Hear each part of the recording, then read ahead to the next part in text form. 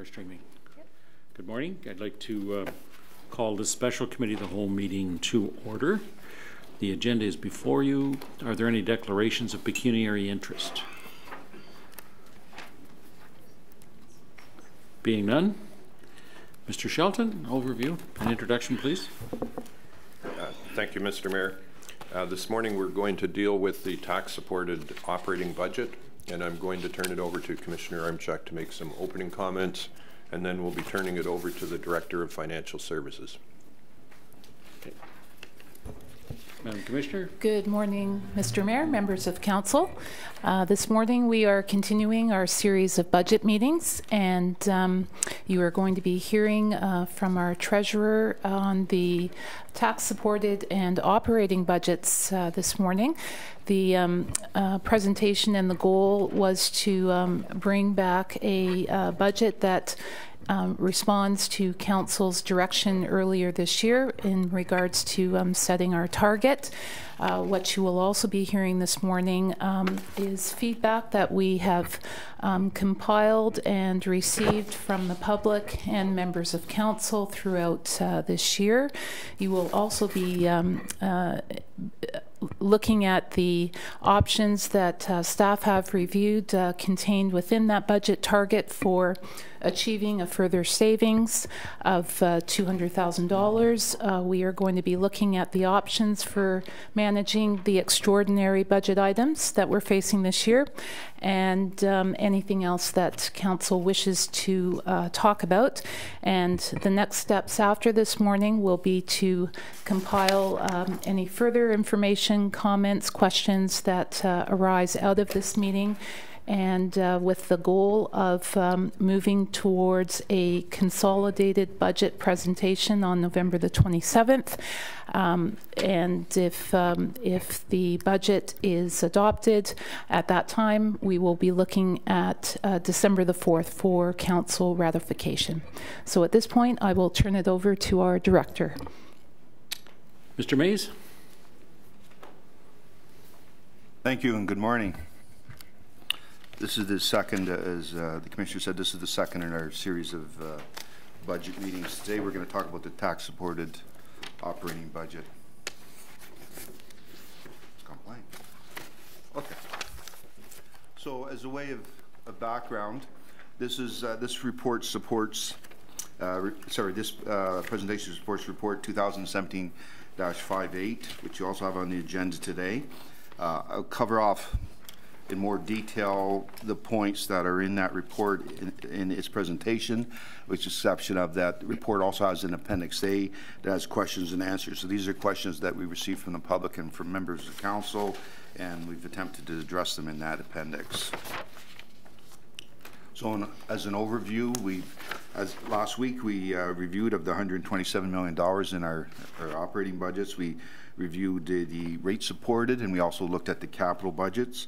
Today we're going to be looking at the tax-supported operating budget, so that would be what we call, generally speaking, the town portion, fire, library, also the tax-supported decision packages, and a tax-supported asset replacement fund.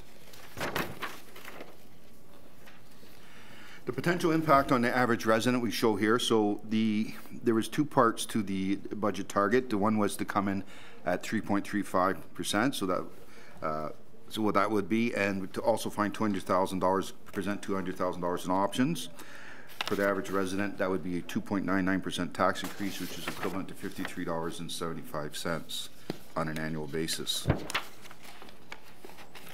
This is where we're at on the schedule on November 20th. Our goal is to get direction today, and the direction we received from last week would then be consolidated and brought back for a budget recommendation, a draft budget, to committee on the 27th. At that time also, we'll be giving additional feedback on the budget engagement, answer any additional questions that we've received. As you'll notice in Appendix A to the report, there's some things that refer to subsequent reports. Some of those reports will be coming forward either on the 27th or prior to the 27th. We'll also be addressing any outstanding fees and charges, specifically rate-supported fees and charges, and any other fees and charges will be coming forth at that time. just reiterating the council priorities, which is our guiding principle for all the budget submissions. And I've broken out some of the key budget components definitions. Again, going back to our definition of extraordinary items, these are things which ordinarily would be included in the base budget, but because of their magnitude, they would distort the base budget, which would not be able to absorb them. So we've put them aside for a specific consideration.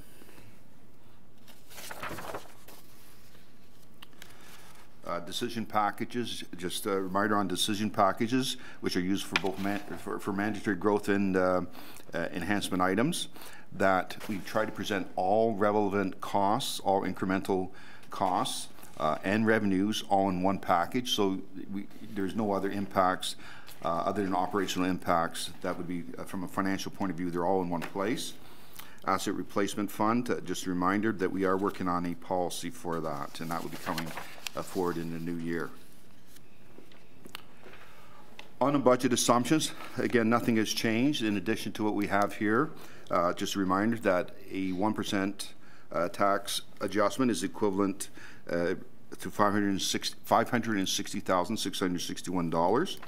Also wanted to state that we have received the Toronto CPI numbers on Friday for October, and inflation at that point was at 1.7%.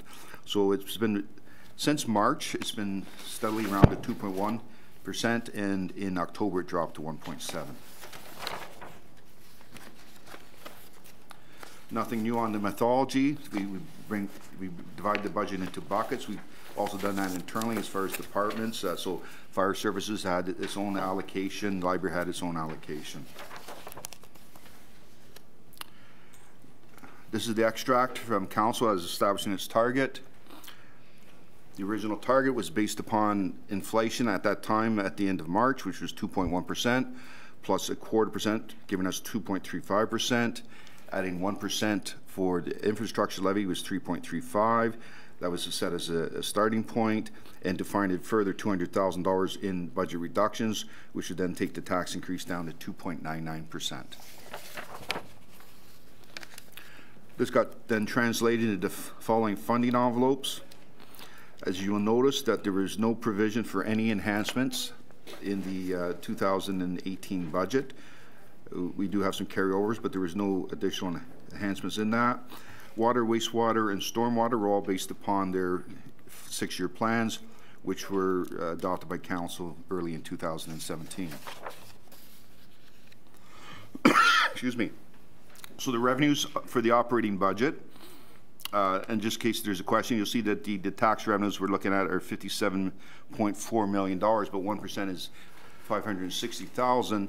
The difference is that there are some tax-supported revenues, tax revenues which are not rate supported, but they're the supplementary taxes and the PILs that make up the difference. The assessment growth is based upon our projection of 1.24% growth, which is equivalent to $695,000. We've listed off the expenses here. Again, there's no changes in any of these numbers. Bottom line, we come down to a 3.35% tax increase. The $200,000 in additional budget savings brings us to a 2.99% tax increase. So just going through to remind us, as far as hitting the target is concerned, we started with a 4.15%. The submissions on the budget were the equivalent of 4.15%. We reduced the budget by an additional 1.8%. However, even prior to the submissions, there were $400,000 in savings, so I just wanted to point that out. So the initial submission already had some cuts in it, and that's equivalent to a 0.71%. So this budget has already been cut by 2.51%.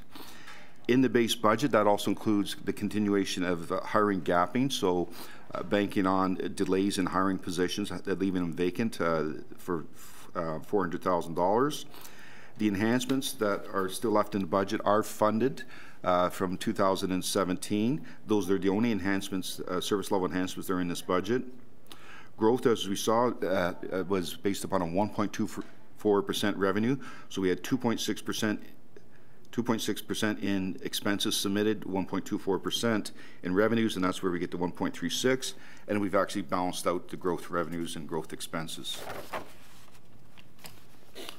Next slide shows the information. These are the enhancements that have been carried forward from 2015, and they're funded from the 2017 budget, which had an increase put in for them. The growth revenue and expenses, this is how we applied the 1.24% to $695,000. We had provided in 2017 $223,500. Sorry, we hadn't provided in 2017. We had accounted in 2017 that the capital that was approved in the capital budget will have an operating budget impact of $223,500. The actual capital that was constructed in 2017 will only have an impact of $87,200. On that basis, there is still $136,300 remaining. We're proposing that be carried over into 2019 because those projects will still be done in 2018 or 2019. That budget room will still be required. However, in the meantime, what we've done is we will be putting those funds into a growth reserve.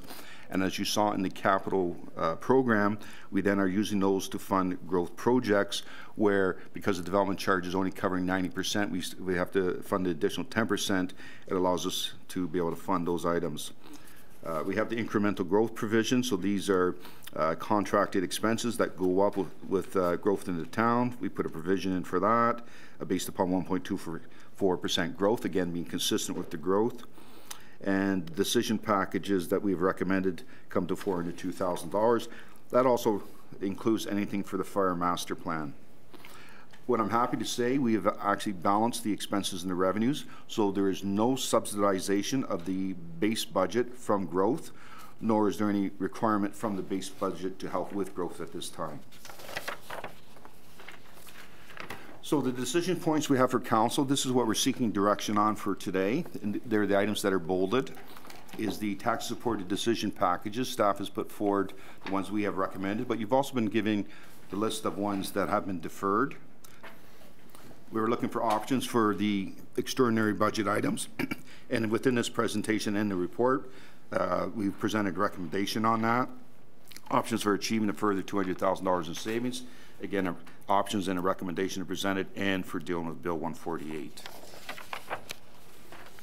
So moving on to finding the additional $200,000 in savings. We've added two new options that weren't previously reported, and they're the ones that are bolded. So budget reductions, which we put at medium risk, and a combination of options, because it's not necessary that we're going to find everything in one of these options. We said at low to medium risk. And the next few slides are going to go into detail of how we can handle these various options. So one of the items referenced is that we could reduce the contributions to the asset replacement fund. In the tax-supported budget, there's $562,000 of an increase in contributions to the asset replacement fund. We could reduce or eliminate that to offset some of this, well, to $200,000. We could reduce it to offset some of the $200,000, but there's risk on sustainability of our capital program if we start reducing the amount we're putting aside for funding for it. This risk can be mitigated on if we do this as a temporary measure, and I'm reinforcing this because this will come up later in the presentation as well. So if we do this as a temporary measure, because we are receiving grants now, which we haven't in the past, we are going to have some things that are going to improve our cash flow based upon our current tax base. So the EAB program, as it starts reducing in the investment that's required, that will be coming into the midterm. As we find we pay off some of our debentures, the tax room that was put aside for them is freed up. We could actually increase our asset replacement fund at that time with no impact on the taxes. As well, as we move more and more into asset management, we get more sophisticated on that. We're doing more life cycle planning, and this could potentially have an impact as well. So we could see that some of the risk on reducing ARF can be mitigated on a temporary basis. We could also reduce our service levels.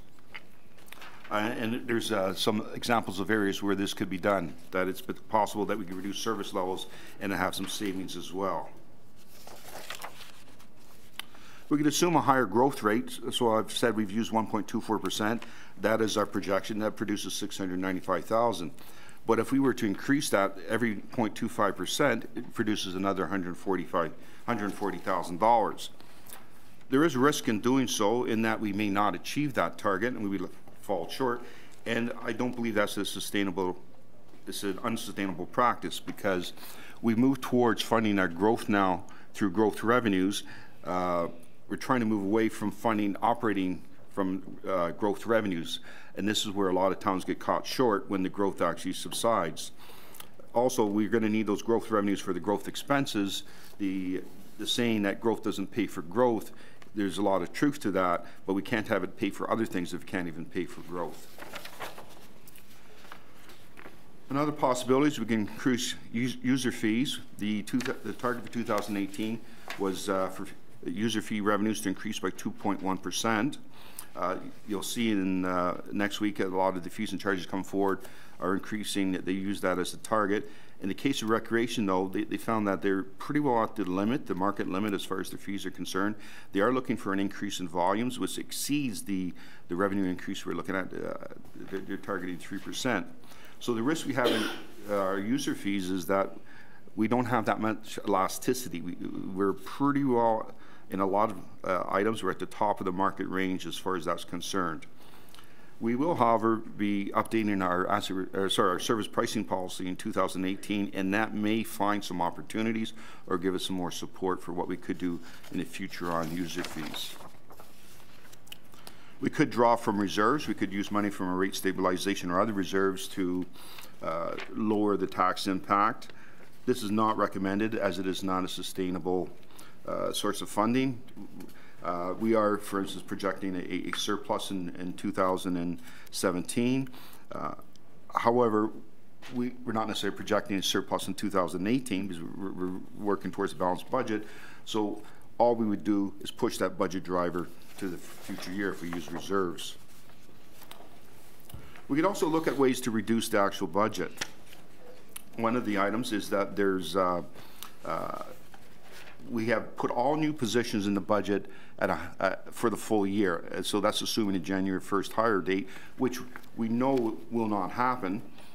So if we did deannualization, we would, in essence, provide for a later hiring. So for 75%, i.e. estimating an April 1st hiring, or 50% estimating a July 1st hiring on average, that would be deannualization of the budget. Now, that does just push back the impact to the following year, but it could help us in 2018. Also, within the budget, there are provisions for many, many items. We could take a look at changing those as we have now additional information, adjustments to inflation. We could look at changing some of those provisions that are presented in the budget. Obviously, the risk in that case is if that full provision was still necessary. We believe that up to $200,000 in reductions are possible from this option. An option that I have to put on the table just for inclusiveness is that we could do nothing. We could leave the budget at the 3.35% and not reduce it by $200,000. And finally, the staff recommendation is based upon a combination of options.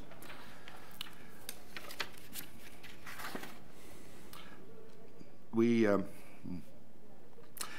consideration of combination of options, we actually recommend that we go through the budget refinements. $200,000 in budget refinements can be found, and that would have the minimal impact and be the most sustainable. And that's, I think, the lens we have to look at when we're looking at these $200,000. What is sustainable, and which will have the minimal impact on our service levels, and that we put as one of the assumptions at the beginning of the presentation. However, Council does have the option, if we would say if that wasn't acceptable, that you could use part or some of the savings from the asset replacement fund to reduce the budget refinement. So this is why it's under combination of options. Okay, for the extraordinary items, So again, just to recap, we've identified $930,000 in extraordinary items. These are items that if they were built into the base budget, they would actually, we'd have to reduce other items to make room for them. We presented what we call the low-risk ways to reduce. We do have a waste management reserve, and that is essentially what is set aside for.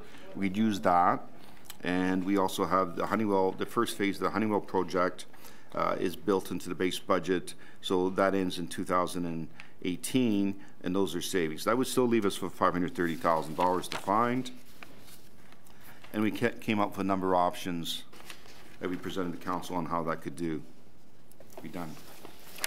Based upon that, we've formulated a staff recommendation. So use the waste management reserve. So this in essence would take the impact of the increases in waste management in 2018 and spread it over 2 years. So it is just deferring part of the expense, but it's phasing in over a couple of years, which because of the magnitude of the increase, it does make sense. The Honeywell project, to do that has no issues with sustainability. It doesn't defer any cost. That's simply using that budget room that's been created. We could defer the tax and legal, the increase in tax and legal provisions of $200,000. Now, one of the things when you defer a cost is you can. It's either something you can just outright defer, or it's something you're going to have to try and manage. And in the case of the legal and taxes, it's something we'd have to try and manage, because we're either going to get impacted with the $200,000 or not, but we would try to manage that, and we'd come back to council if there's any issues on that. The other two items is limiting the increases in the EAB. It was looking for a $100,000 increase in 2018. We could defer that increase, so not putting as much into that service area. This will prolong the program, as it will have to catch up in the future years, but there would be no significant impact in no significant impact in 2018. And we could reduce the ARF contributions, which is something I referred to back on slide 22, where if this was a temporary measure, it could be done. So based upon that, there would still be an ARF contribution in 2018. We have not recommended using it for the 200,000, to find 200,000. We're recommending it here. There'll still be a $330,000 increase in asset replacement fund. So these are the measures that staff has recommended to offset the extraordinary items. Bill 148 is getting a bit of press these days. On the next slide, we give just a short rundown on some of the major things. Everyone thinks in terms of the Bill 148 is focusing on minimum wage, and that is a good part of the bill, but there's also some other issues there that are mentioned as well, and these are some of the major items. There's some other items in it. The issue we have, though, is that there's a lot of uncertainty because it hasn't been passed yet, and it's in the news, and every time you see something in the news, it's like things are changing on it. So to calculate what the impact on it becomes very difficult. We have looked at what would be the maximum financial impact on the town and found that that'd be in excess of $1 million, and this, the majority of which would be in the tax-supported area.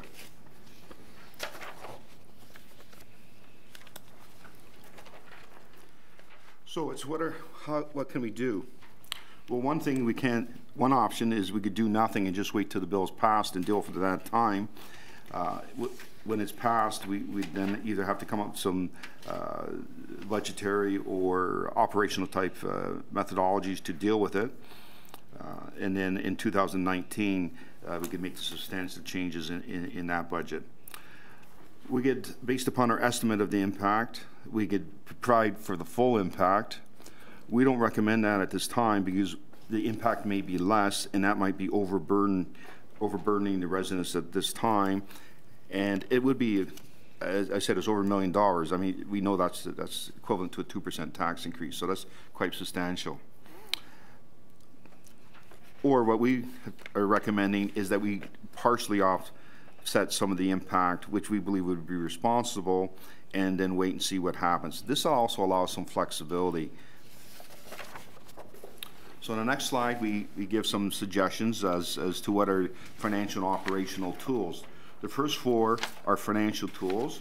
We could do a separate tax levy, and some municipalities are considering doing that. We can increase user fees in the affected areas, reduce the ARF contribution. We've addressed a bit of that. And we could apply a rate stabilization reserves, which would be a methodology just for deferring the impact or phasing it in. On an operational side, we can reorganize some of our work, so some of the impacts would not be as significant from a budgetary point of view, or staff could be directed to manage the budgets, which we will have to do if the budget provision is not sufficient to handle the financial impacts from Bill 148 when it comes in. So these would be things like delaying hirings and other expenditures, or we can do a combination of the above. One thing just to make clear, so there's the things we do know potentially can be in Bill 148. There's some other items that we haven't even mentioned, but the one thing we cannot even begin to put a dollar impact on is how it's going to impact our suppliers and how that will impact us. That is an unknown. So there's a lot of uncertainty here.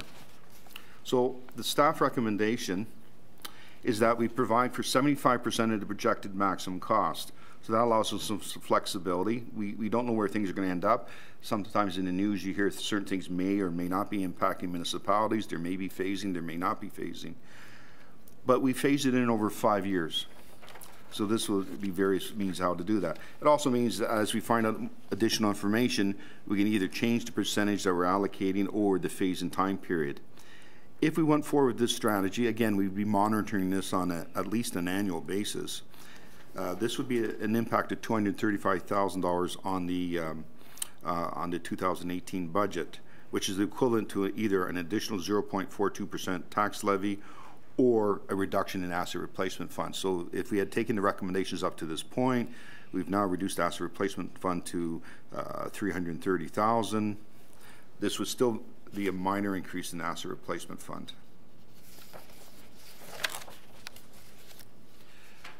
The other thing we're looking for council is on the decision packages. I haven't presented them all in a lot of detail here in the presentation. Next slide is just a summary of them. The one thing I do want to point out is that in the budget we've only included mandatory and growth items being expenditures necessary to maintain the existing service level to a growing community. There are no new enhancements. The only enhancements in this budget are the ones we carried forward from 2015, which is the fourth and final phase of the sidewalk snow clearing and traffic management. Again, there's still various options for the public to become involved in the budget. And as far as the next steps are concerned, what we're going to take is the feedback we get from today, the questions we get from today. We'll make sure they're answered for next Monday, and we'll be bringing forward a report at that time, a draft budget report with a recommendation on the budget. One assurance I can give you, the presentation for that will be much, much shorter, and there will be a much more robust report. Thank you very much. Thank you. Any questions, members of council?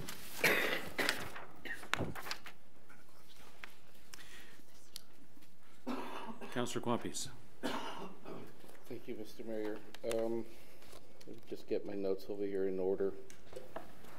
There's a few notes. Okay, so on slide number 9, you were taking CPI as 2.1%, and then just clarity, but it was revised to 1.7%, and you've included that delta. Am I understanding that correctly? To you, Mr. Mayor. The budget has been based upon these assumptions that CPI 2.1%. That was what it was at the end of March. So we've constructed the budget on that. So we have not adjusted the budget for the current CPI. We don't fluctuate from month to month as we get different numbers. We've stayed the course on that. But so, for instance, the fusion charges you're going to see coming up next week will be based upon the 2.1% target.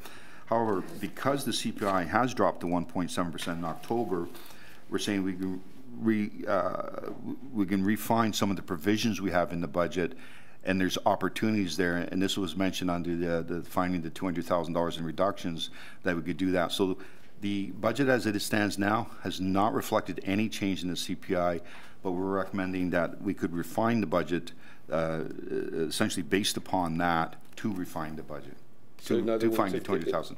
If there is room to refine it, that 200,000 might actually be reduced or even totally taken off.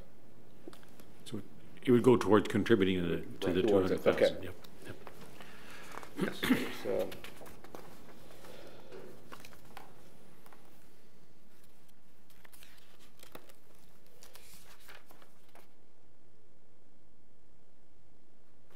I think that's it. Thank you. Regional Councillor and then Councillor Vague. I have apologize, I have Let's do one quite at a a few. time and then maybe others may. Or do Yeah. you want to No, let no. Tom go? No, you lead and then others.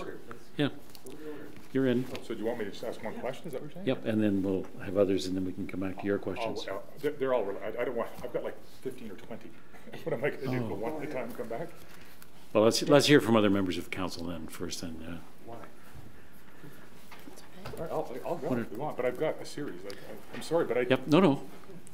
I'm just wondering if other members might have had the same Well, I questions. was Go waiting ahead. and Go ahead. there was none when I put my name up. Yep, go ahead. Go ahead, Regional Councillor. Sorry, but I do have a number of questions. We respectfully didn't really have time to ask questions in advance. The first one is on slide, oh, they're not numbered. Oh yes, this one, 4. This one's just not. 4. The average residential property, I'm sure I'm wrong on this, but I'm finding it hard to believe with everything I've seen, the data I've seen at other sources, that the average residential property is 508,000. Is that accurate for this year's budgeting cycle, that the average?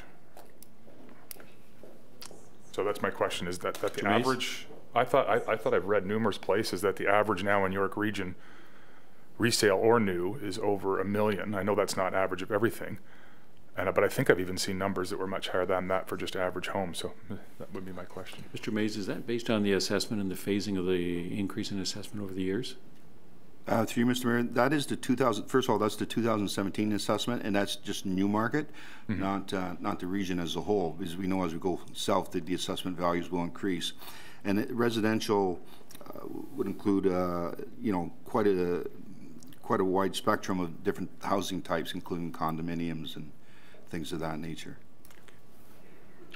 This is the information that we receive from MPAC. And so that the average taxes collected based upon MPAC information would be 508,000. There's so few that are. Like, the average assessment would be 508,000, which would produce, based upon these targets, $1,851.27 in 2018 in taxes. Okay, thank you. Next would be slide 14. The 2017-18 change in ARF, 811,000. I assume that's the 562, which is a 1%, and the balance is rate supported, or it goes towards the rate base?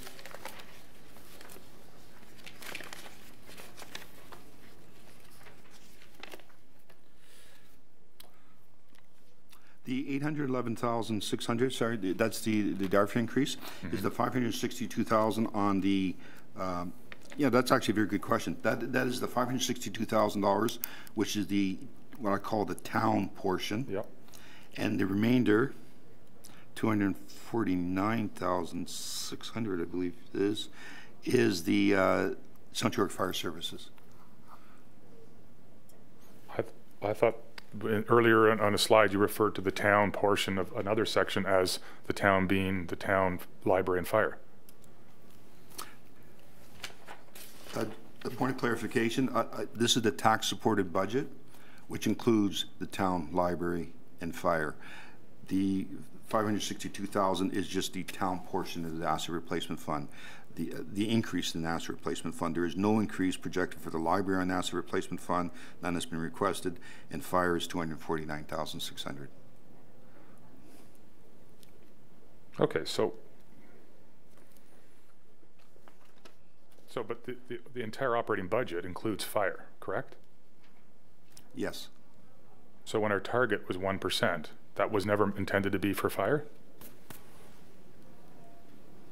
The fire increase in asset replacement fund has been funded out of the funding envelope that we gave for fire, which was sorry, I can't remember what the percentages were, but they were able to fund their increase in asset replacement fund within their normal funding base envelope. Okay, so all right, so we're at our actual ARF contribution for the year related to the operating budget of everything, which is what we're dealing with, is $811,000. Was that a fair statement? That's correct. Okay, I think that's important for me anyway. While we're on that, I wonder if we might just walk our way through the recommendations. We've got the 811, and there's a couple of times we talk about ARF and how many of those reductions, and you know what I'm getting at, John? We've got 811, and then out of that, we're taking 235 for Bill 148. So is it easy, or are we able to just say what is going to be left and what's being allocated as far as the deferrals go? So we start at 811 and we get down to 97, right? As far as the increase goes. The recommendations as outlined in this presentation, so we would start with the 811,000. We're taking off 200,000. Staff is recommending we take off $200,000 for the $200,000 reductions. We're recommending that 235,000, I believe was the number, be applied towards the extraordinary items. So it's 435,000, which would leave us $376,000, of which 249,000 has been allocated to fire. I thought the 200,000 was being handled by budget refinements, not by ARF.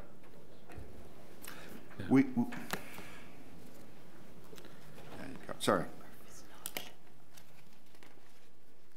We did have another number, you're correct, though, somewhere that there was another number related to extraordinary budget items. No? Yeah, extraordinary budget items had my apology. I get my own numbers mixed up. You're correct. Our recommendation is to use the $200,000 as budget refinement, $230,000 for extraordinary from the asset replacement fund. For extraordinary, and then some for the extraordinary, which is Bill 148. Is that the way it falls out? And we're suggesting that another 235,000, so 465,000 in total be applied. Okay. Okay. Does that? Yeah, which would leave us with that's correct. Which would leave us with 346,000, 249 being for fire, and 97 for the rest of the town. Okay. Maybe we could circulate that a little later. Okay.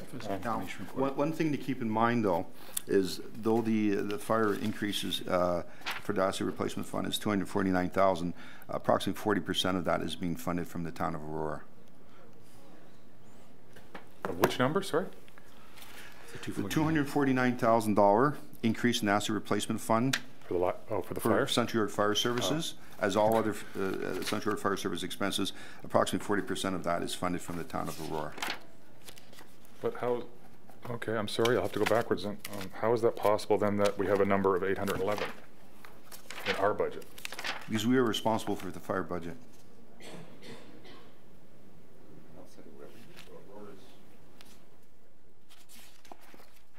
Mr. Sheldon? I think the answer to that one is that Aurora's share is shown in the revenue side, correct? Mr. Treasurer? Yeah. Correct?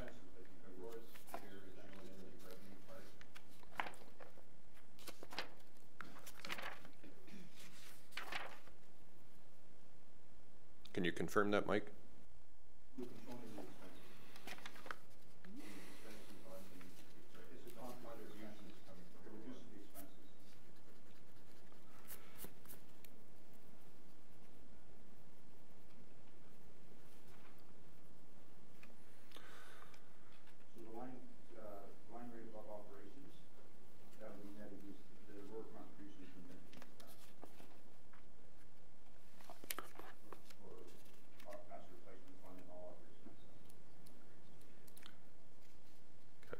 So what portion of the 249 is Aurora's again?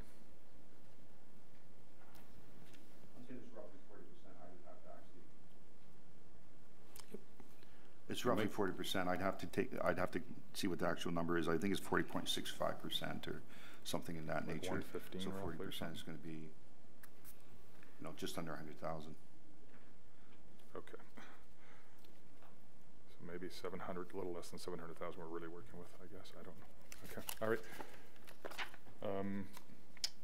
On slide 18, can you just remind me, I think you said it, I missed it as you're speaking, what is the incremental growth provision for? The incremental growth provision is for things where we have a contractual obligation, which could be things like snow plowing, garbage pickup and all that, costs that go up with the growth into the town. Okay. Thank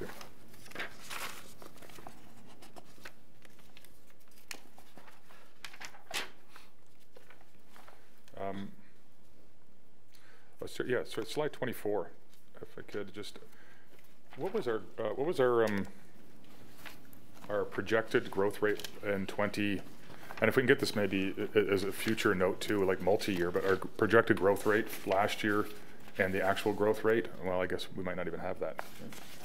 But so I'm just trying to find a way to judge the risk involved in adding a 0.25. Is there some data we could get related to that? The projected growth rate was 1.23%, and we don't have the final numbers on that. We believe we're going to fall just slightly short on that. Slightly short, okay.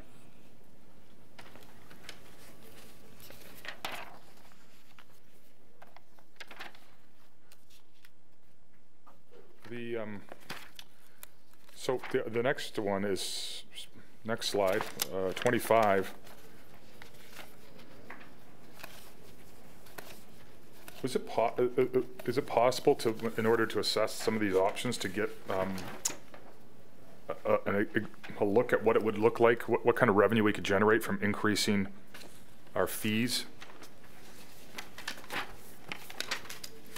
Through you, Mr. Mayor, we could, we could do the actual calculation if we were to increase our fees by an additional amount and extrapolate that based upon what we estimate for volume. The issue we would have is, would we still maintain those volumes? Right. I guess I'm thinking of all fees. So I guess there's no point in doing planning, right? Because those go into the planning reserve, which is fairly robust. The next one, I guess, is perhaps in recreation.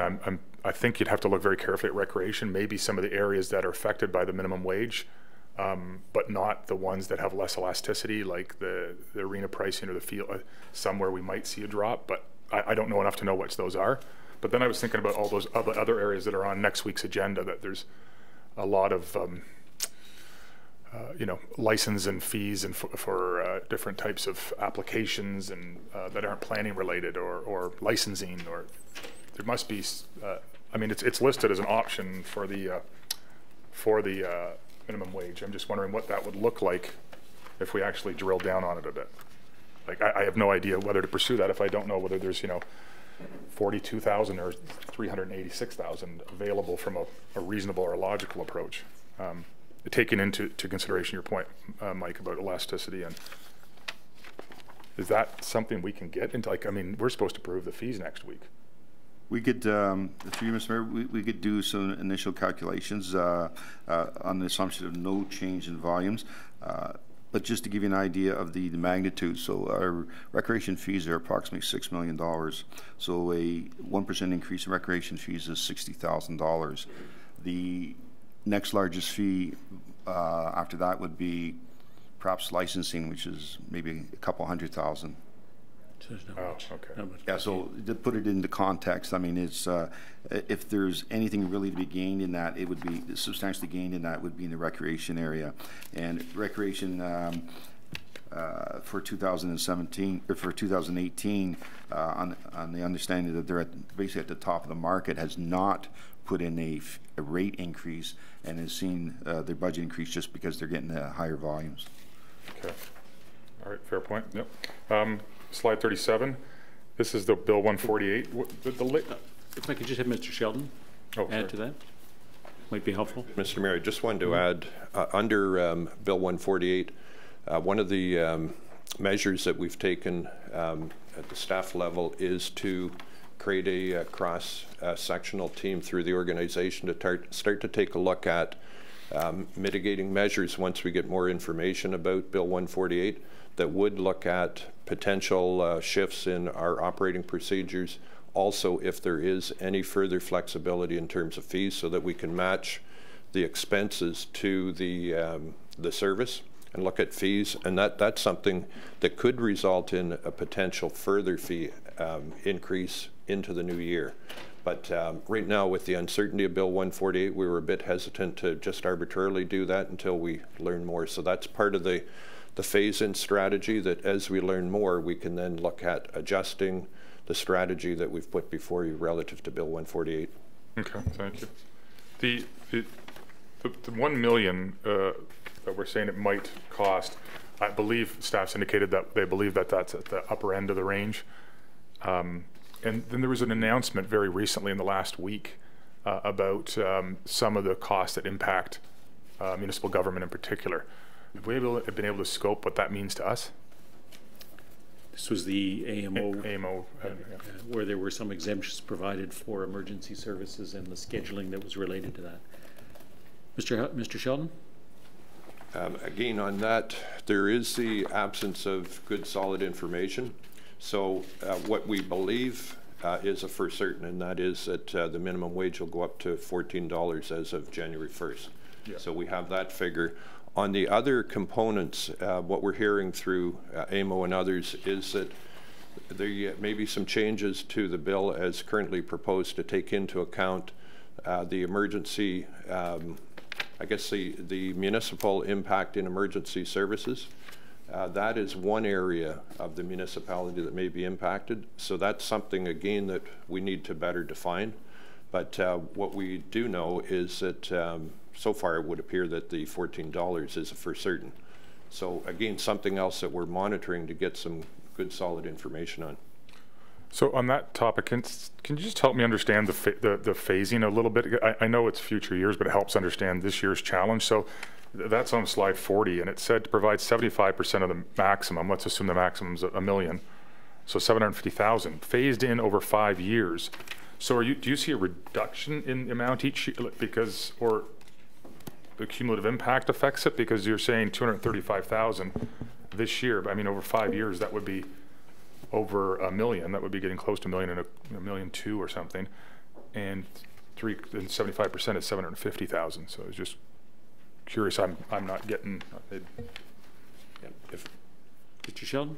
Thank you, Mr. Mayor. If I could just speak to the strategy and then Mike to the specific numbers. So again, not having certainty that over $1 million impact is going to actually take place. The strategy that we're following is that we've taken that number over a 5-year period, phased it, and then what we're looking at, and we've taken 75% of that number over 5 years. So we're assuming that there will be some decrease to the maximum that we're seeing as the worst case. And then if it turns out there's a further decrease, what we're able to do is then shorten the phase-in period. We'd like to get to whatever state Bill 148 is going to create as quickly as possible. So it could be the full 5 years, or we're hoping that it's more, that we're able to do it in a shorter time period. And Mike can speak to the specifics on that. And I'll just say that as soon as we get the information, probably we're into early in the new year where we're able to report back on the full impact and how we're going to deal with it. So this is a strategy that will, we believe, see us through no matter which way the bill goes. Okay, thanks. Just that's conceptual. But Mr. Mays, if you can speak to how did we arrive at 235 on a 5-year phasing on 3/4, 75%?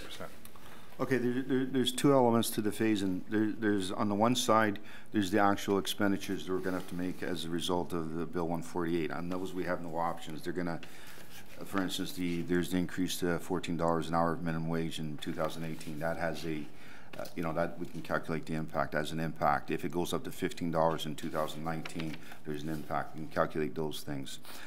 The other provisions, we can estimate some of the impact. We know some of those will be coming into place in 2018. Some are deferred to 2019. There may be some other changes in the legislation.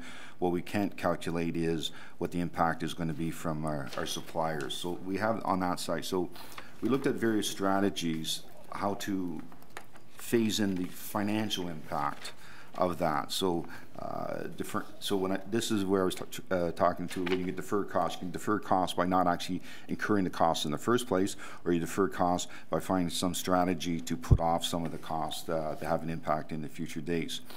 So we looked at either taking 50%, 75%, or 100% of the maximum impact and phasing in over a 3-year or 5-year period. And on that basis, thought that the one that would be the most palatable at this point would be to adopt 75%, because it is possible that some of these things won't come in, and to put it over 5 years, because that thing gives us flexibility. We may change, as the CEO said, we may change that.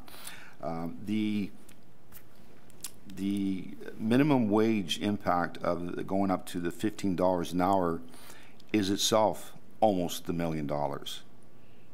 Just again, to put that in context, it's the other items that throw it over the $1 million. So in 2018, even providing $235,000 as a budget impact will not offset the actual expenditures we're going to have to make in 2018, assuming the minimum wage provisions go through. That will not be sufficient to cover that. So I'm just looking, I apologize, I'm looking for the math, and I think I'm missing it, but maybe what I'm coming to is that the projected maximum isn't $1 million. Is it more like $1.25 million? Is that how it's explained? Or I'm just trying to understand the math on the phasing. Mr. Mays? The projected maximum we're looking at is about $1.5 million. Okay. Could we get, I know we received some information on this previously, just some rough thoughts as this was coming out. I seem to have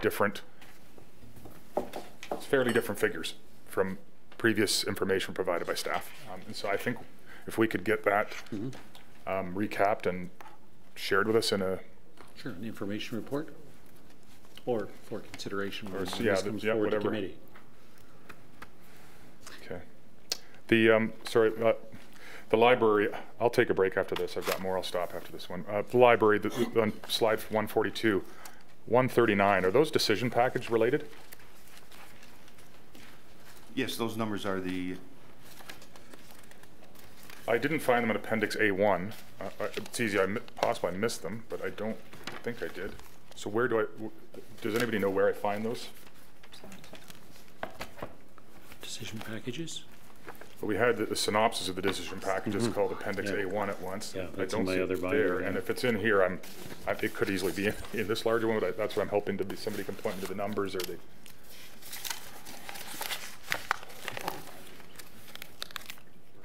Maybe while we're looking for that, sure, we can hear from Councillor Vague. Oh, okay. Oh, we've got it. Yeah. Go ahead. My apologies.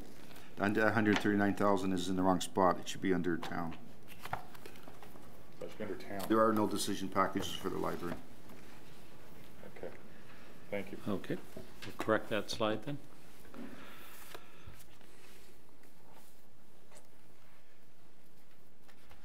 Councillor Vague?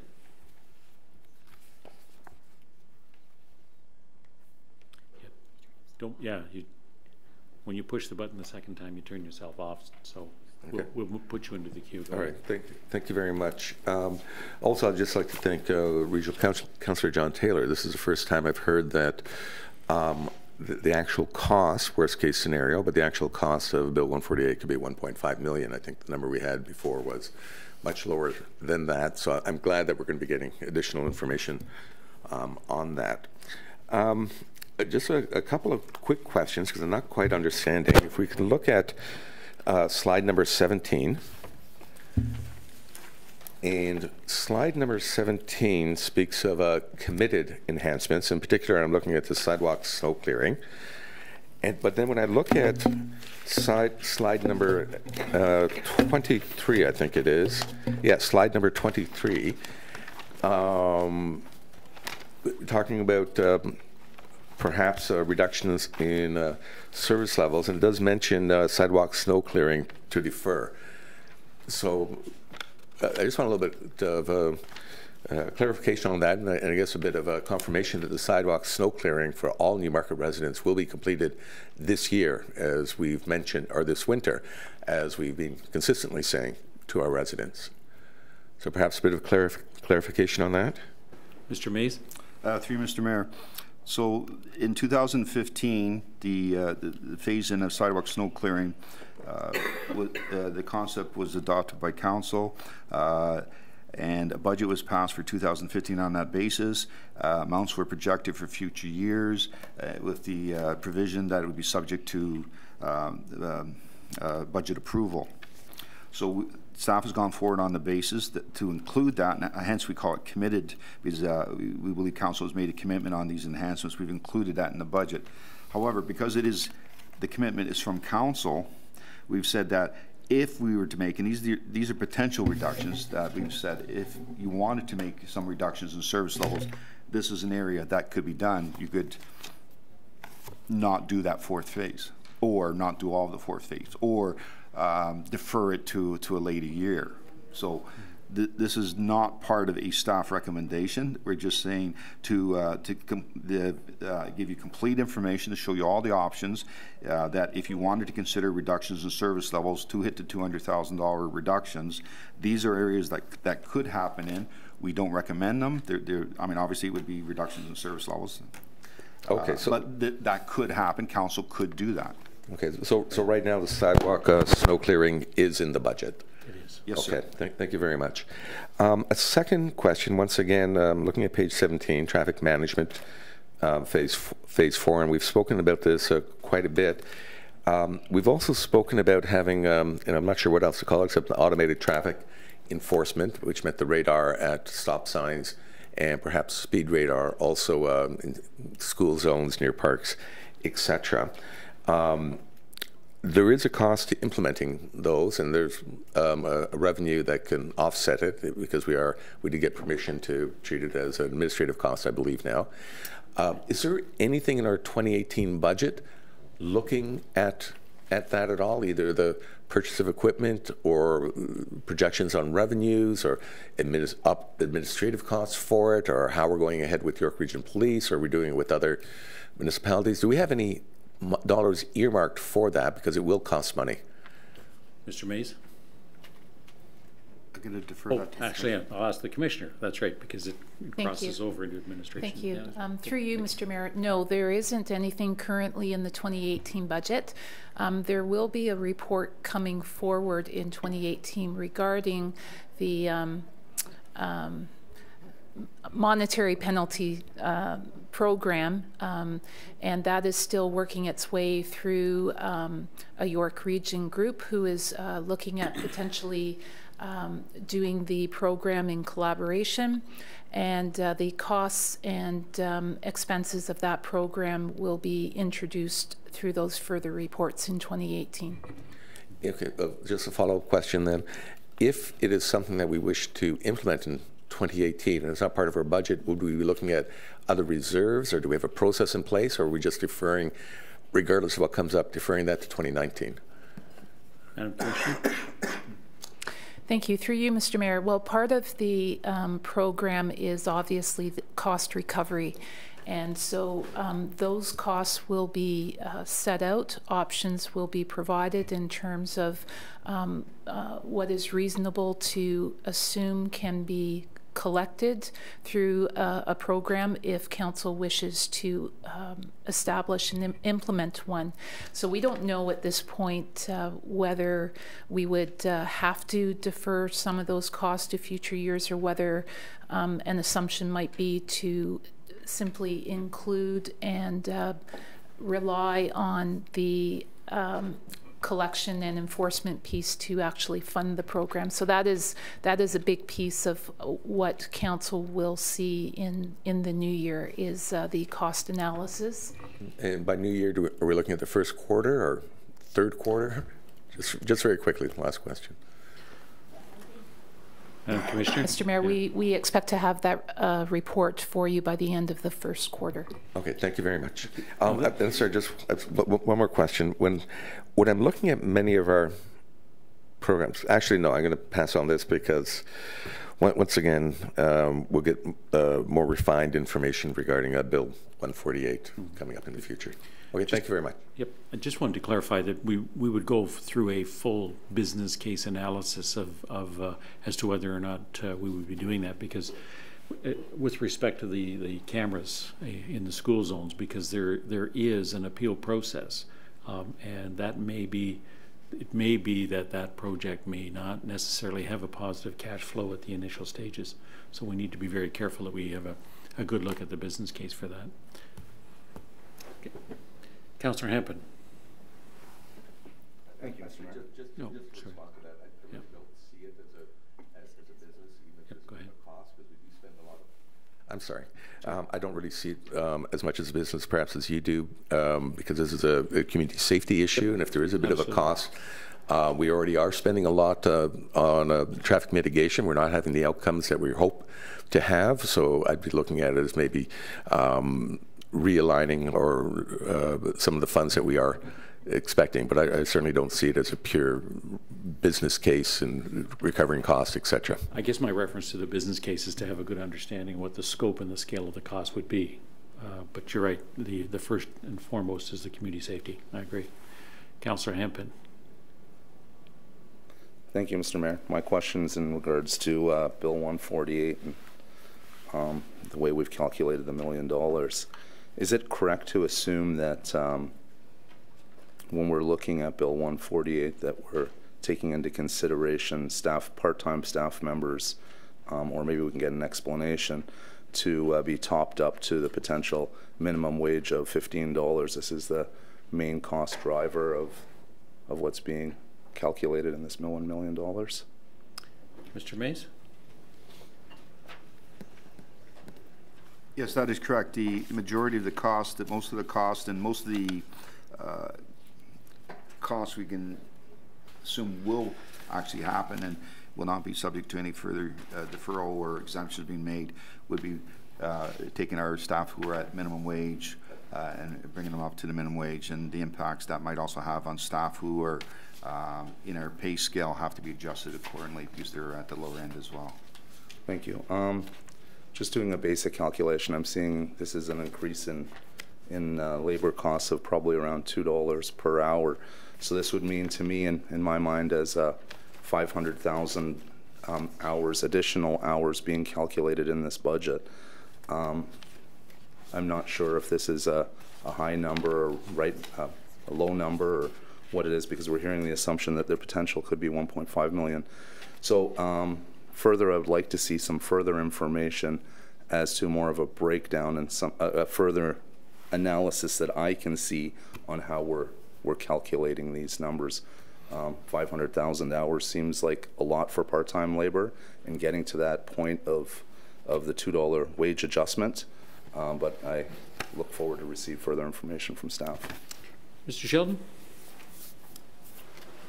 Mr. Mayor, it would appear that we do need to provide some clarification for council members on Bill 148. We did file a report with you that did set out a number. The number is lower than the one that was quoted. It was around 1.3 million, and part of the challenge is accurately estimating what the number is. So if you could give us a little bit of flexibility in that regard, it's difficult to come up with a firm number. So we've been saying over $1 million as we get more information. Our Director of Human Resources is available here if you would like a quick brief synopsis of the method of calculation so that you know how that impacts the scales. Otherwise, we can do that by way of a further report with further detail. Okay. Can I say something? Sure. I would strongly suggest we wait for any more information on until we get a spreadsheet on it that double checks. I think we need to get the numbers figured out before we start getting an explanation, because if you base explanation on one number, and I'm not trying to be harsh, but I've got 2 documents here provided by staff that have 2 different numbers than each other, and then the one that was provided today. And don't get me wrong, this is hard. It's happening quick, and staff are receiving information at the very last minute. So I understand how it's going to be hard to pin it down, but I think I would hate to go through an analysis on one number briefly here and then figure out later we're working with another number. So I'd rather give staff the time to sort of come up with, if that's okay. Provide a report that we can bring to committee next week. That might be better. And again, it's hard to manage. There's a lot of moving parts on this, and so we'll need to make sure that there is a wide margin for us to give some thought to as well. But maybe that might be better if we get a clearer understanding of that and extend on to the Bill 148, which was just recently circulated. So maybe that might give us a little more time to get the level or a better understanding as we go forward. Is that possible, Mr. Shelton, for that to come to committee next week? Yes, we'll certainly do our best, Mr. Mayor. Okay, good suggestion. Thank you. Okay, Councillor Bizans. Thank you very much, and thanks for the presentation. Just want to, and I appreciate all the discussion about Bill 148 because there are still so many unknowns, and the impact of that legislation is going to affect so many layers and levels, and I appreciate as well that we don't even know how our suppliers and providers would calculate their impact and how any potential costs may be passed on through service contracts. So it's very concerning, and I appreciate that we're having some further looks at that and discussion around it. So I thought I'd just go back to some of the elements that residents do sort of feel directly and notice with respect to service levels on page 23. And just starting with the sidewalk clearing that Councillor Vey was talking about, if we were to defer that would be as of January, I'm assuming. So if in the meantime we are rolling out sidewalk clearing to everybody by the end of 2017, would we then be suggesting we could potentially take that away from people who may have had sidewalk clearing between now and the end of December, if we decided that we were going to take this package as a whole? Mr. Mace, I don't think that that taking that out is recommended. So it's not part of the package. Deferring the sidewalk cleaning is not being recommended to be deferred. You're correct, Mr. Mayor. The staff does not recommend any adjustments to service levels on that. As far as how that would happen, if it was to be part of the council's recommendation, the commissioner would have to talk to what the operational impact of that would be. Okay, so is that then true of this entire list, the grass cutting program and downtown waste management? Staff provided that information. These are areas if, and a big if, we were to look at finding the 200,000 or any other reductions through service levels, these would be potential areas that could be addressed. Staff is not recommending that we do any of those. Okay, so that's... So that would be, these would be options that would be considered if we were going to restore or maintain the ARF contributions at the higher levels. At this point, a large part of that is being absorbed by the ARF contributions, I think. Is that accurate, Mr. Mace? The actual recommendation for the 200,000, and I was corrected on that, thank you for doing that, was that it's to come through budget refinements. Those budget refinements do not impact any service levels. So if council didn't want to do that, we said as an option that you could reduce the asset replacement fund, or you could do some of these other options. We do not recommend doing any of those other options. Council may also want to consider some of these service level reductions to offset other things, Bill 148, the extraordinary items. Again, that's not what staff recommends, but it is an option that council could look at. Okay, so it's sort of an either or for that $200,000. Okay. Or other areas, yeah. items or yeah. Okay, thank you. Thank you. Councillor Twinney. Thank you. I'm just trying to, we're getting percentages, trying to get targets of percentage increases of keeping it under 3%. And I'm just trying to figure out actual dollars for the regular average household of what we're looking at. And comparing it to, I guess, previous year before we had separated out water and stormwater. So when I'm looking at the increases that we're looking at for this year, we're looking at an increase of water and stormwater of 71.43 increase, I believe. And then if we do go to a revised target of 2.99, we're looking at an increase for our tax supported of 53.75 increase. Is that correct?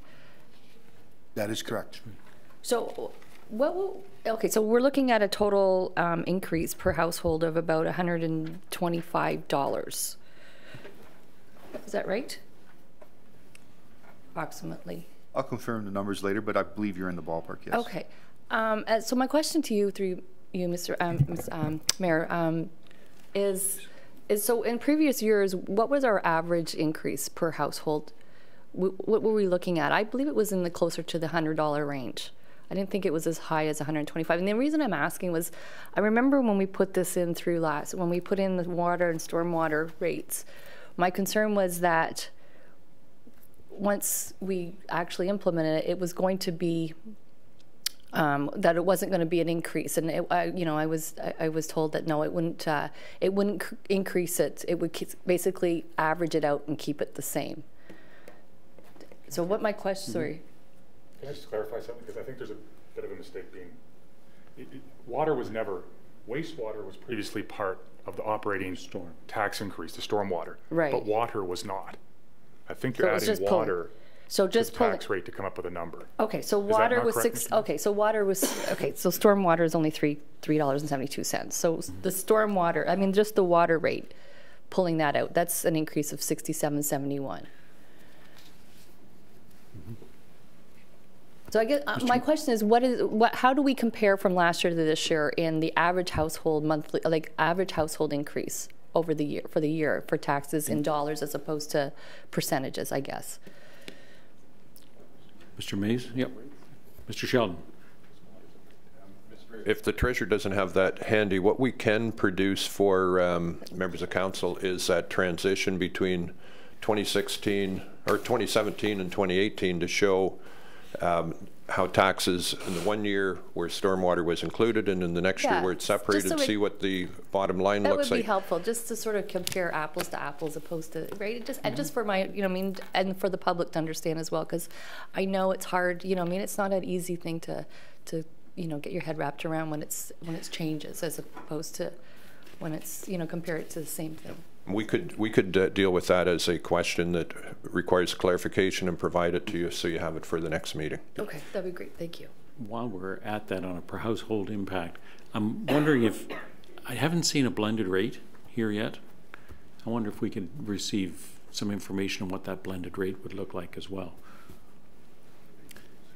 Yep, including the region and the school, and I think the region is looking at an optional infrastructure levy as well, but the base tax rate. That's hypothetical. That's hypothetical. Yeah, yeah. Okay, Councillor Quampies. Thank you, Mr. Mayor. Just a further clarification on slide number 16. You have asterisks and double asterisks on the last two lines. Is there a list that we could take a look at of what were the new initiatives that were reduced or brought down to zero, and what exactly is the softening of service levels? What does that entail? Mr. Mays? I'm sorry, I want to make sure I got the question correctly. So I believe the council was asking where I referenced that prior to the submission of budgets, there was some risk taken in softening of services in the amount of approximately $400,000, and you were asking if there was a list of that? What I was looking for is, you mentioned that the starting point of enhancements was 0.44%, and then in order to hit the target, you brought it down to 0. What was included in the 0.44%? What kind of initiatives were included in that, and what was taken off? So in other words, a list that generated that 0.44%, and secondly, a list that generated that 1.36% that was reduced down to 0. Okay, my apologies. Okay, I see what you're saying. Those are the deferred items on the decision packages. So the summary we provide on decision package showed the ones that are recommended in the budget and the ones that were deferred. That will list off the numbers of the items that were deferred, and it would come to those, come to the dollar amounts that those percentages represent. And the package you received of all the decision packages, they are included in that as well. That was the Appendix B, if I recall. Yes. Mm-hmm. Okay, thank you. Thank you. Regional Councillor. Thanks very much. A couple of more things I just wanted to explore. The ARF, if we could also, I think it was kind of mentioned before, but if we could get some sort of a breakdown of, we're recognizing, and staff have pointed out to us in even the report today, that this is somewhat of an extraordinary year in different ways, but one of them is that we either have or are anticipating higher than normal grant levels towards capital because of a lot of what's going on at the provincial and federal level. And trying to understand the risk involved in reducing ARF once or possibly even twice would be helpful to have a sense of what we would normally anticipate and what we anticipate this year, even that we're budgeting for differently, if that's possible to get that information.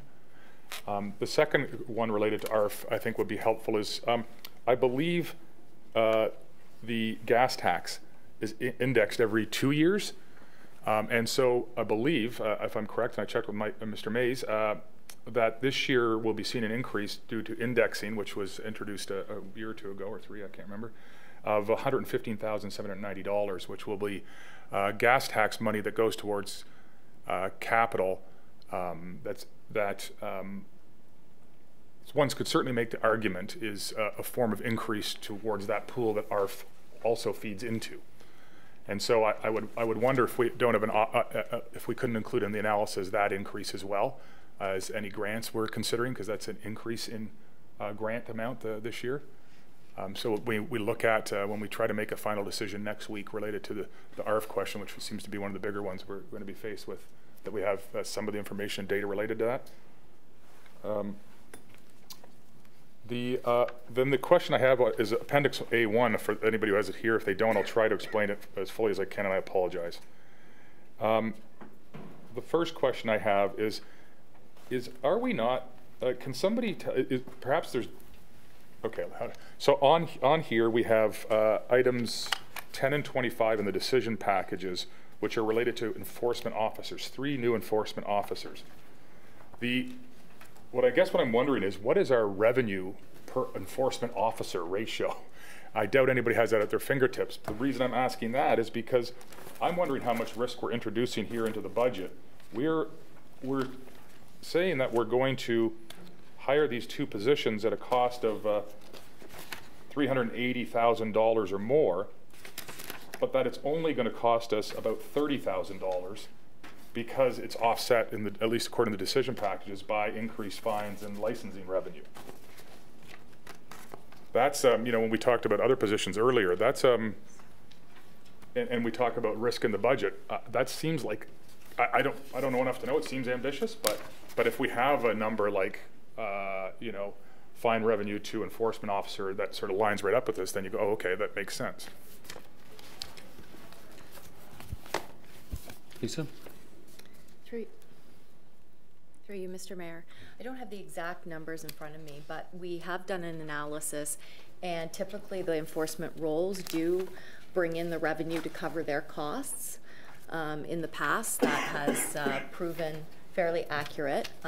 The 2 officers that we're looking for are additional parking enforcement officers.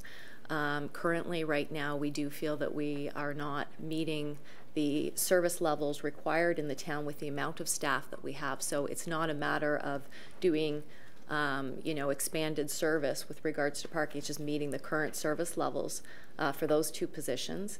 And the third position is to have a licensing officer.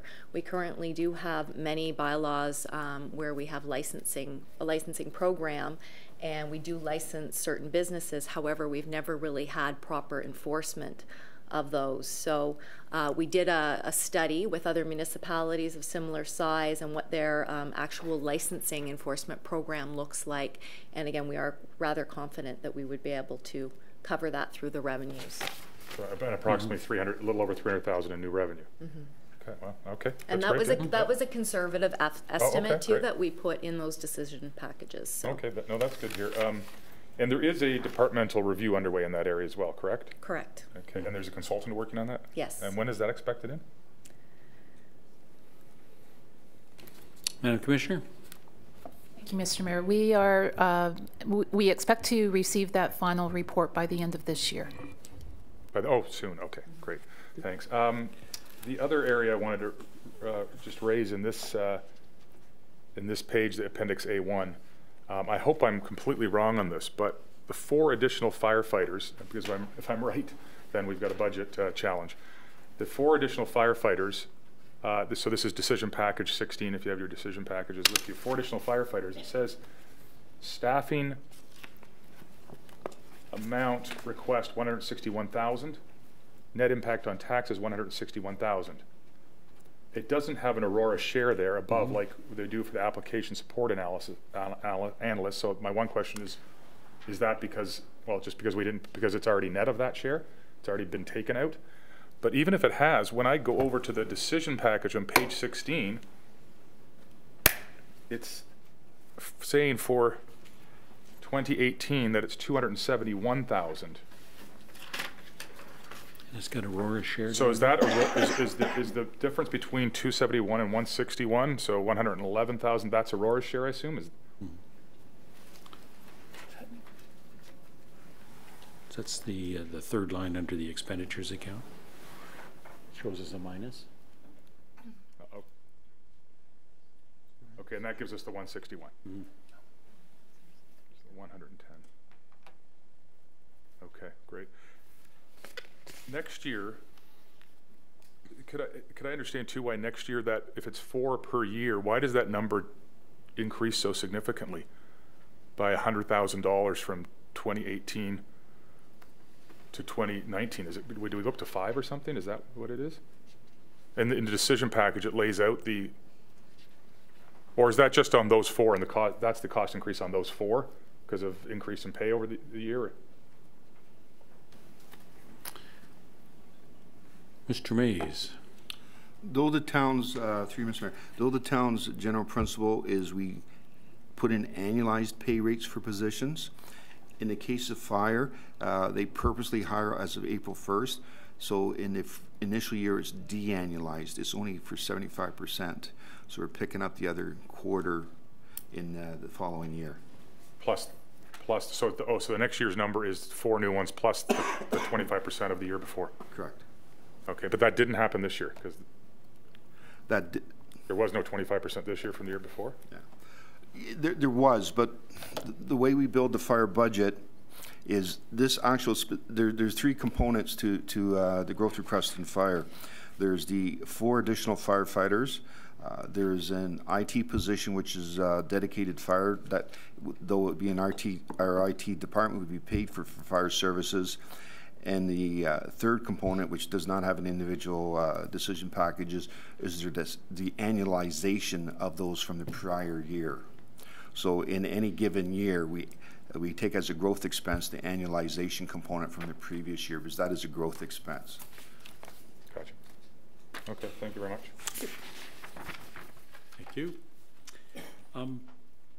We've talked about risk elements in our budget, and one thing I haven't refreshed lately is what's the amount of money that we have in our rate stabilization reserve.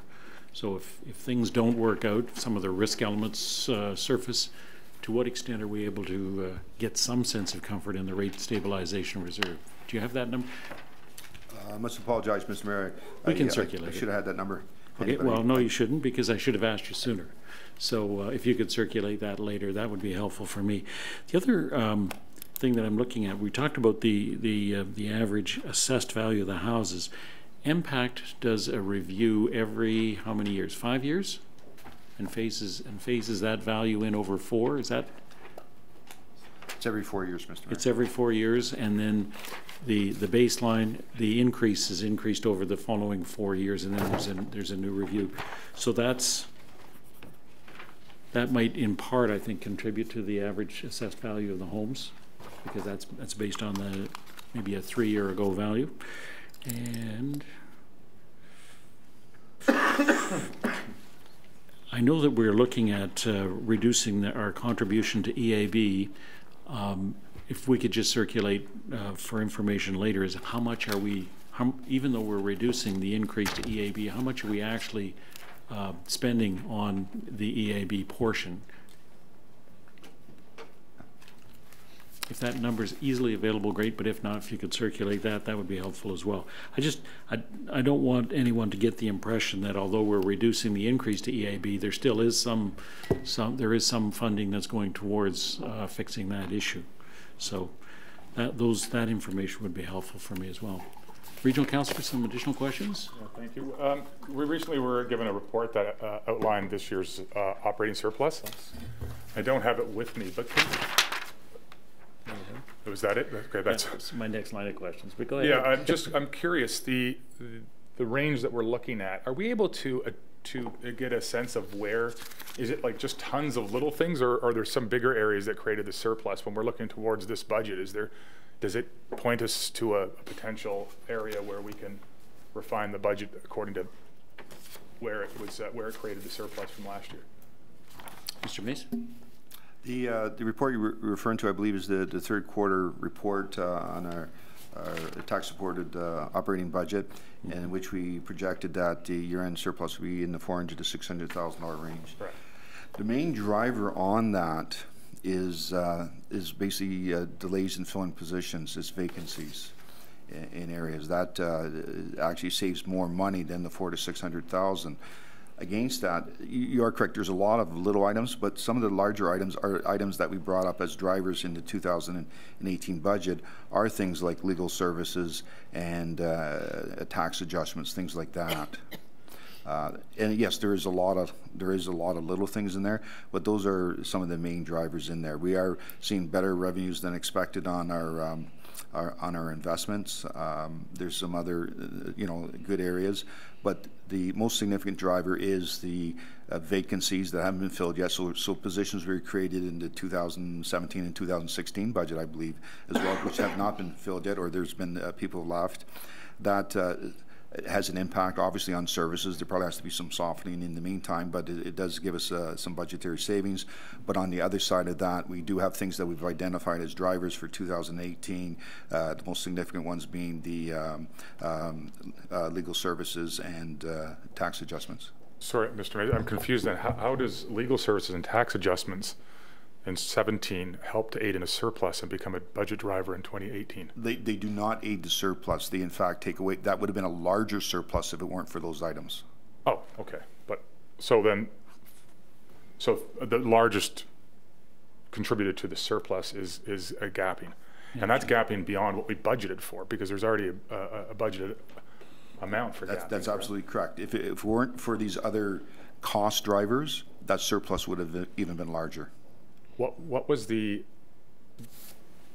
are we able to get the last 3 years, let's say, of gapping, the number budgeted for gapping and the actual amount that was realized from gapping? Mm-hmm. So I guess I'm trying to figure out, is this a anomalous year or a trend? Because if it's a trend, then perhaps we can adjust that budget line item to assist in the, if nothing else, in the bill 140, I always forget the last number, 148.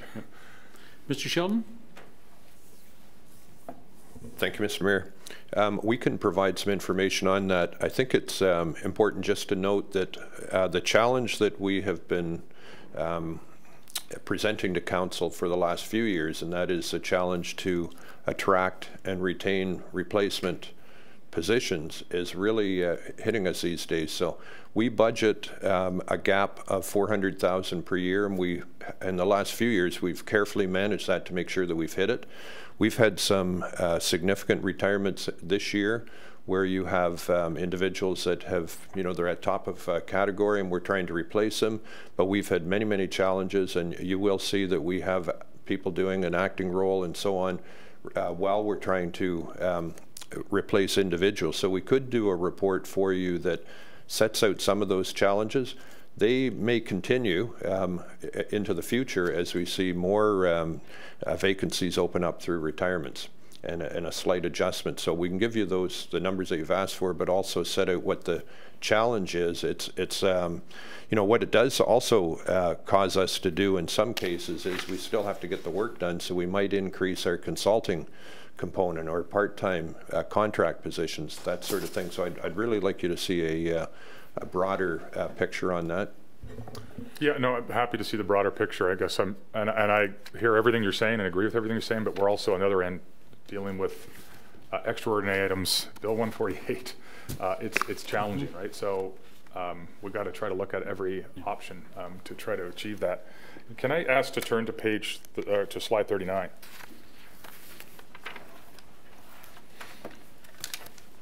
This is so it seems to me we've got three areas we're trying to find solutions to, which is the $200,000 to extraordinary items and Bill 148. And it seems like we've certainly got reasonable options or achievable options, although they create some tensions in the system and et cetera, but we've got reasonable options for the $200,000 and the extraordinary items. We're still wrestling with Bill 148.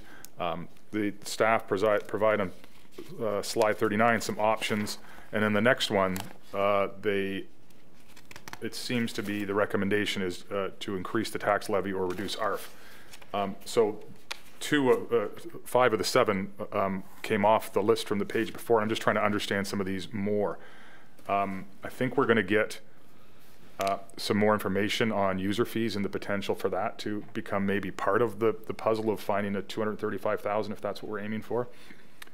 Perhaps reducing the ARF commitment, but it can be offset by the 115,790 from the gas tax increase. That is a one option as possibility. So the gapping one that's been introduced, we could look at some of the decision packages and some of the staff positions, particularly the application support analyst, I would suggest, in Central York, and the digital communication specialist in the town and communications.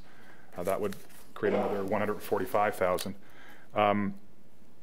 Gapping is listed here, so we're going to get a little bit more information on that. The one I don't have any information on, I'm just curious if somebody can speak to a little bit, is reorganizing work resources. What was meant by that and what that would look like, so we can sort of understand that as a potential option. Mr. Sheldon? Thank you, Mr. Mayor. That is the cross-corporate group that we've put together to see that we have the right number of staff on call, taking a look at all of those measures, or looking at our operation related to what final measures drop out of Bill 148. Those are some of the additional costs.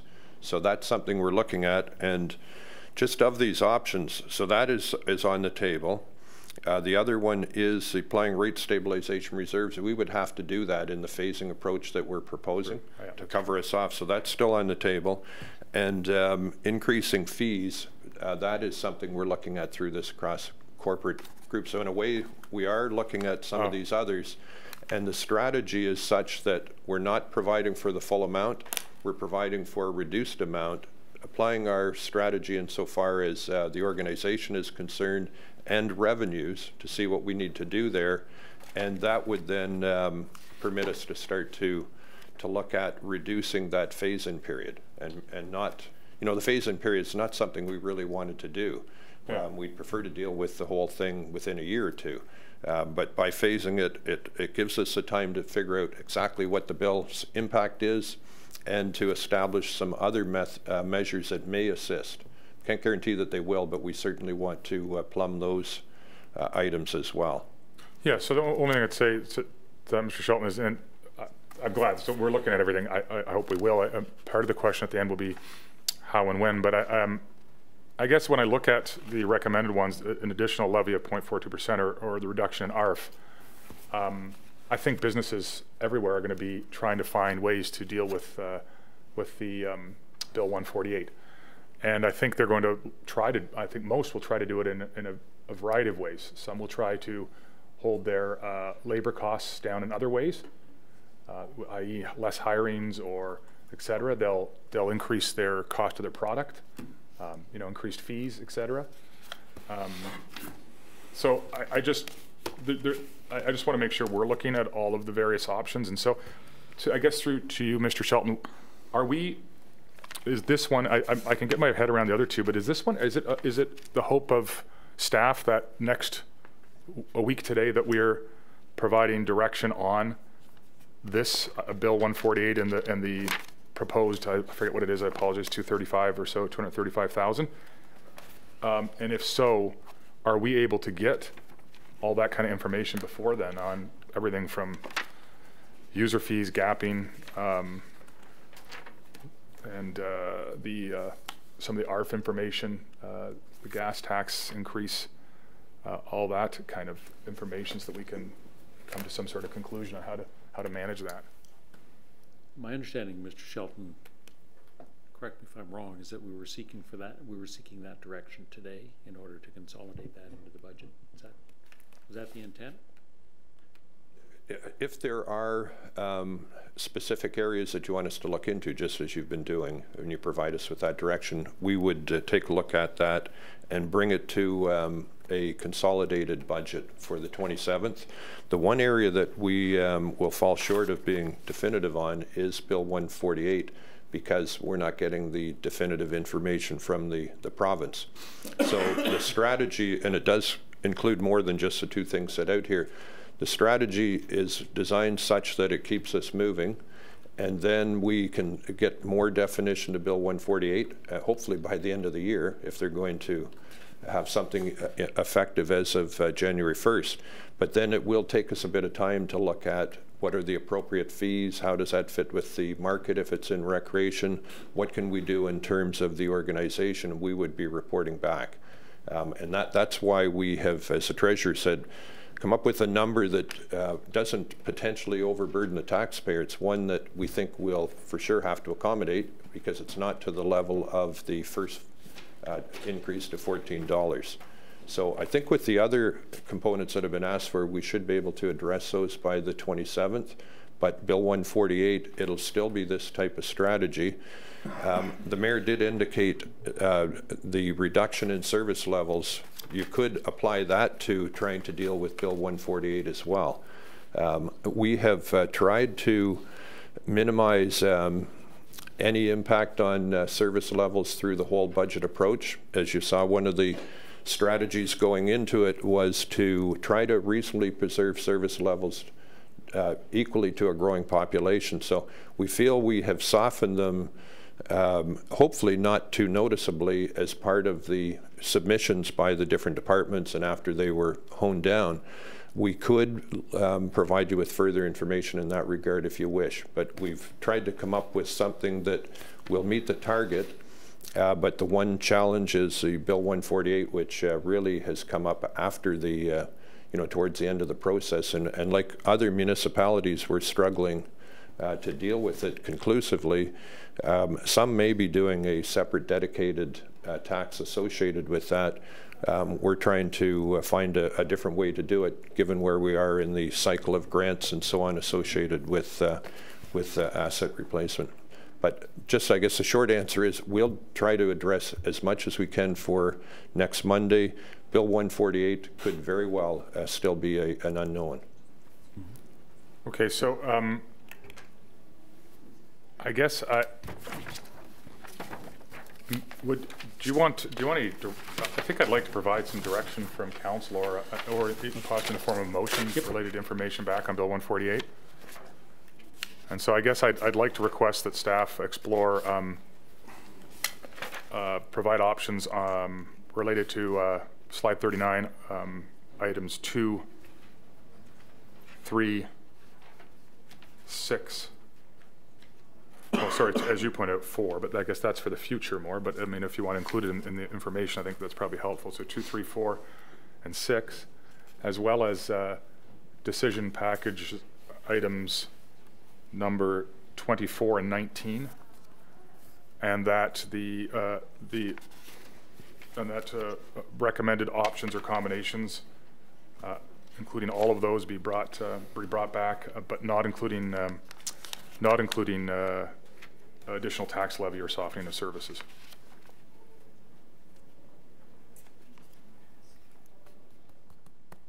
So do we have a seconder for that? Councillor Twinney. Any further discussion? So if I can, just to recap, Sure. what we're looking at, this is yeah. no decision being made, right? We've got to make a decision sooner or later on Bill 148. And this is to try to scope the kind of information we want to get back and to try to hit the proposed target of 235 from staff under the phasing approach, looking to the possibilities. So we'll be getting information on user fees, the potential increased user fees, the potential to reduce the ARF, but particularly I'd like to see us refer to that gas tax increase this year and perhaps applying it. To relate that to the gas tax increase? Yep. Or at least, as conceptually or other options. The rate stabilization reserve, but that's for future phasing, I believe, but that would have to be part of the overall solution in all likelihood next year. And then the increased gapping vis-a-vis the budget surplus as potential. And then the 2 items I'm suggesting on the decision package that we could consider if we have to, but we don't know that we will have to, is items 24 and 19, which is application support and fire services and a digital communication specialist at the town. And all those options together should provide us with more than what we need to hit, but it would at least give us multiple avenues for addressing that one, which I just don't know that we have enough information right now to provide direction for the budget. So that's the motion. That's good. It's just to get information. Councillor Twinney is the seconder? No. I think some of those options are worthwhile exploring, and we'll see what the outcome of the additional research will provide us. Okay, I'll call the question. All those in favor? Any opposed? And that is carried. Thank you. Now,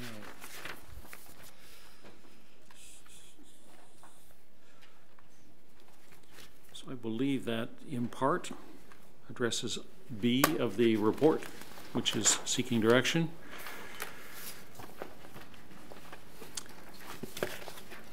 So I will entertain a motion to receive the presentation. Sorry, before we, or are you going yet? Is staff looking for us to provide any direction related to the 200,000 or the extraordinary items, or is that sort of what's in the report? We'd be going along with that route. Is that? That's my interpretation of it, unless we wish to provide a different set of direction. Mr. Shelton, what were your thoughts in bringing that forward? I think if council's at the stage where they feel that's a reasonable approach to both of those items, that we would move those forward to the 27th as part of the package. It would help us to have the direction on that. Okay. Together with the additional information that yes. would explore other options that might be considered at committee. Okay. Okay. So I'll look for a motion with respect to the report number 2017-58, which is the tax-supported operating budget. Involves the review of the information. The direction is provided by the motion. Can I have a motion with respect to receiving the presentation and the report, subject to the Councillor Vague, subject to the earlier motion? Is there a seconder for that? Councillor Quappies. Any further discussion? So we'd be seeing this coming forward together with the additional information. Great, thank you. All those in favor? Is there anyone opposed? None, and that is carried. So that deals with item 1 and 2. Item number 3. Central York Fire Services budget from Aurora. And the recommendation is that that report be received all of which is reflected in the budget discussions that we've just concluded. So could I have a motion to receive that report as well? Councillor Hempin, Councillor Bizantz, all those in favor? Any opposed? None opposed, and that is carried. Thank you. And motion then to adjourn. Councillor Vague, Councillor Broom, all those in favor? That is carried.